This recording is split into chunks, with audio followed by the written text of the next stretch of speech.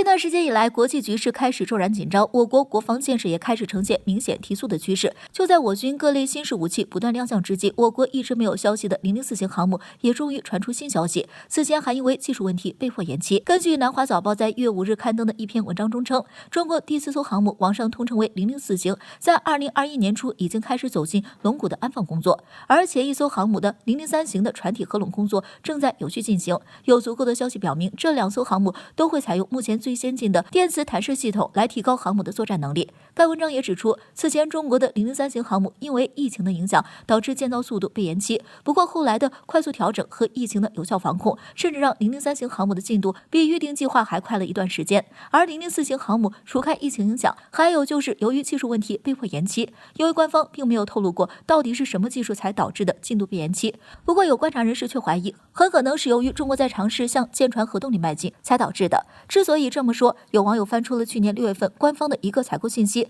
当时是2020年6月23日，我国全军武器装备采购信息网中，我国官方发布了一个名为舰船核动力系统的公告。当时外界普遍认为这是我军在向核动力航母发展的一个计划。当时很多人猜测到底会用在哪艘航母上。鉴于当时003型航母和004型航母的消息很少，很多人以为这2艘航母建造时间不会差太多，因此把核动力的希望放在了未来的005型上。但从现在来看，004型未必就没有拿下中国首艘核动力航母名号的机会。另外，互联网上如今除开关于对004型关于技术问题的讨论外，对于我国海军未来下饺子的场地建造也有了新消息。比如在1月4日，中船集团对外指出，长兴造船基地2期工程开工，而新建的厂区位于上海的长兴岛南岸地区，占地面积在200公顷以上，投资近200亿人民币。有消息称，新建的厂房中将会有一系列配套的设施，诸如研发设计基地、船体联合车间、分段装焊车间、涂装车间、室内外多种船坞等等。预计的建造能力是每年6艘特种船只。有分析人士认为，当前国际局势正在朝着危险的局面发展，全球各地区矛盾升级，中国在未来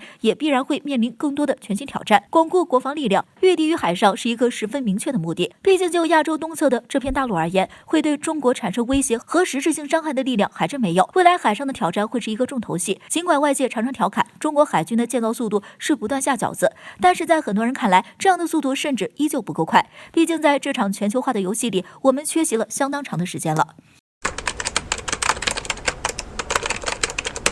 印度作为全球范围内的坠机高手，在坠机排行榜上的名次那是高居不下。难得去年1年的时间用了点小手段阻碍了数量上的增长，结果没成想在2021年新年的第5天，该来的还是来了。印度空军果然没有让人失望。据环球时报1月6号的消息显示，在1月5号夜间，一架隶属于印度空军的米格21战机在印度西部的苏拉特加尔地区上空发生事故。印度空军方面在当天对外证实，在1月5号夜间8点15分左右，一架米格21在夜间训练时发生重大技术故障，飞行员第一时间跳伞，事故没有造成人员伤亡。需要注意的是，别看印度人摔飞机是第1名，但是死亡率却很低。毕竟印度人自己都知道，印度空军的飞行员在和平时期都是个高危职业。平常飞行训练不光要面对空中可能出现的意外，还要面对来自后勤维护人员在维护时偷懒带来的威胁。网上也经常有人调侃，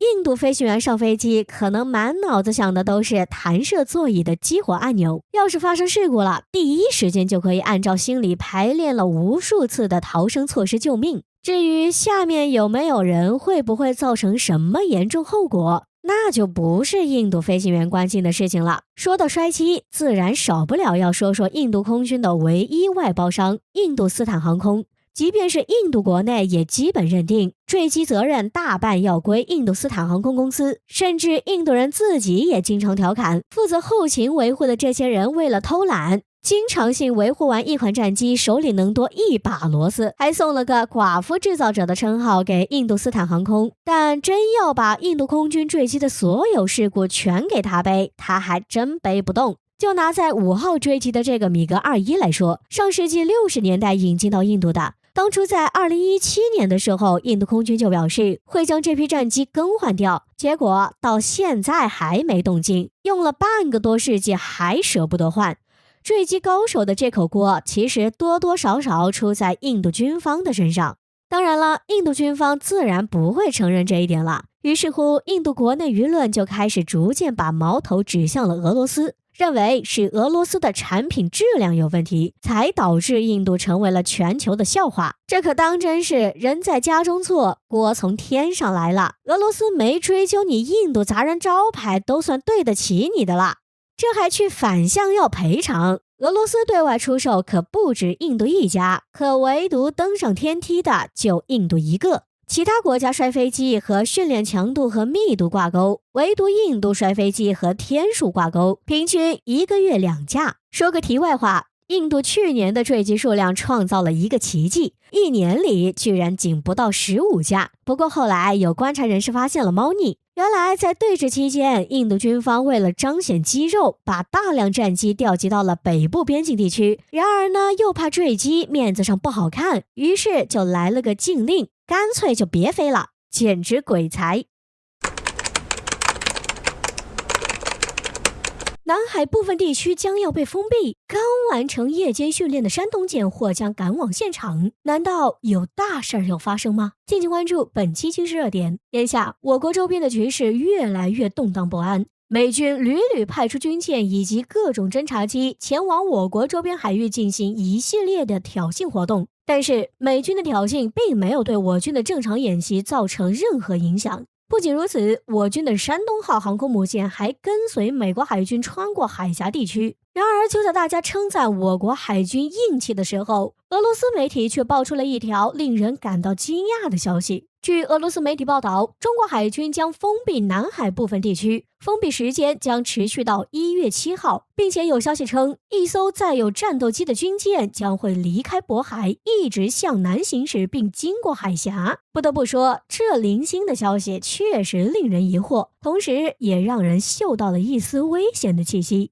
中国海军为什么要封闭南海部分地区呢？又是哪一艘军舰会前往海峡地区呢？据分析，虽然说中国国防部并没有正式发布通告称哪艘军舰会前往海峡地区，但是通过这些零星的消息，我们可以推测出，即将前往海峡地区载有战斗机的军舰，很可能就是前不久跟随美国军舰穿过海峡地区的山东号航空母舰。毕竟目前在渤海海湾地区停留过的大型能装载战斗机的军舰，只有山东号航空母舰。据了解，近日山东号航空母舰在我国渤海湾地区完成了一系列的夜间演习。这次演习成功，预示着中国海军的山东号航空母舰已经具备了在一天中的任何时间段执行战斗任务的能力。那么在这次演习完成后，山东号航空母舰为何又要紧急赶往被封闭的南海部分地区呢？莫非是有大事发生吗？对此，中国解放军的海军上尉给出了答案。